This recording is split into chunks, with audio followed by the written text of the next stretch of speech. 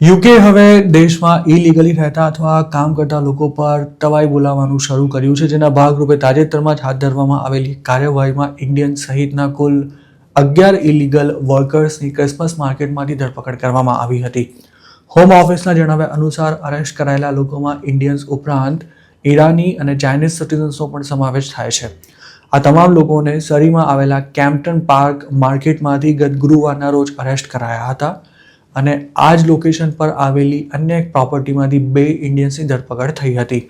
Home ઓફિસે એમ પણ જણાવ્યું છે કે અરેસ્ટ કરાયેલા 5 લોકોને ડિપોર્ટ કરવાની કાર્યવાહી હાથ ધરાઈ છે અને આ લોકો હાલ કસ્ટડીમાં છે, જ્યારે બાકીના 6 લોકોને ઇમિગ્રેશન બેલ પર રિલીઝ કરી દેવાયા છે. જોકે અરેસ્ટ કરાયેલા લોકોના નામ સહિતની કોઈ પણ વિગતો હોમ ઓફિસે જાહેર નથી કરી. આ કાર્યવાહીમાં હોમ ઓફિસની immigration enforcement team, Surrey police અને south east regional organised crime unit સામેલ થયા હતા. Home office immigration enforcement inspector Sam મલ્હોત્રાએ આ અંગે એવું જણાવ્યું હતું કે યુકેમાં કોઈ સ્ટેટસ વિના રહેતા કે પછી ઇમિગ્રેશન રૂલ્સનો ભંગ કરતા લોકો માટે કોઈ જ જગ્યા નથી. તેમણે એમ પણ કહ્યું હતું કે આવા લોકોને શોધવા માટે home office round the clock કામ કરી રહી છે અને જે પણ ઇલીગલ વર્કર અથવા ઇમિગ્રન્ટ ઓથોરિટીના હાથમાં આવશે તેનો તાત્કાલિક દેશ નિકાલ કરાશે. હાલ આખા યુકેમાં અગાઉ ક્યારે પણ ન થયું હોય તેવું આક્રમકતા સાથે ઇમિગ્રેશન એન્ફોર્સમેન્ટ કરવામાં આવી રહ્યું છે, જેમાં ઘણા ઇન્ડિયન્સ પણ લો એન્ફોર્સમેન્ટ એજન્સીઝના હાથમાં આવી ગયા છે.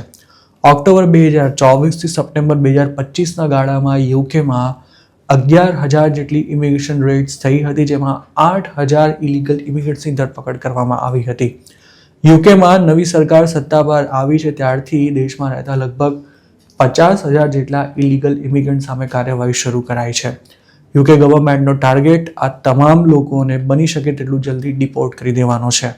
યુકેમાં ઇલીગલી રહેતા ઇન્ડિયન્સ સહિતના લોકો ફૂડ ડિલિવરી કરવાની સાથે સાથે કેશમાં અલગ અલગ પ્રકારની જોબ્સ કરતા હોય છે. આમ તો લીગલ ઇમિગ્રન્ટ્સ જ ફૂડ ડિલિવરીનું કામ કરી શકે છે, પણ ઇલીગલ ઇમિગ્રન્ટ્સ ગોઠવણથી બીજાના નામનું આઈડી યુઝ કરીને આ કામ કરતા હોય છે.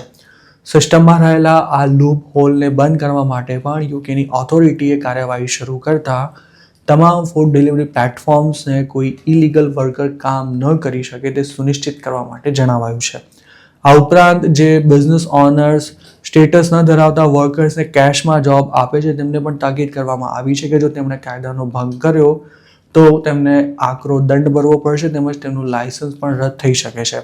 છેલ્લા એકાદ વર્ષમાં યુકે અનેક બિઝનેસ ઓનર્સ પાસેથી પણ મોટો દંડ વસૂલ કર્યો છે. ઇન્ડિયન્સની જ વાત કરીએ તો યુકેમાં ઇલીગલી રહેતા દેશીઓમાં મોટાભાગના સ્ટુડન્ટ કે પછી અલગ અલગ પ્રકારના વર્ક વિઝા પર આવેલા લોકો છે. ઘણા સ્ટુડન્ટ્સ તો પોતાના વિઝા એક્સપાયર થયાને વર્ષો થઈ ગયા હોવા છતાં પણ યુકેમાં છે અને તેવી જ રીતે અમુક લોકો વિઝિટર વિઝા પર ત્યાં પહોંચીને પણ ઓવરસ્ટે થઈ જતા હોય છે. જોકે છેલ્લા 2 વર્ષથી યુકેની સરકાર આ મામલે ઘણી સખ્ત બની છે અને હવે તો રસ્તા પર જ લોકોને અટકાવી તેમના પેપર્સ ચેક કરવામાં આવી રહ્યા છે, જેમાં ફૂડ ડિલિવરીનું કામ કરતા ઘણા લોકો પણ હોમ ઓફિસના હાથમાં આવી જાય છે.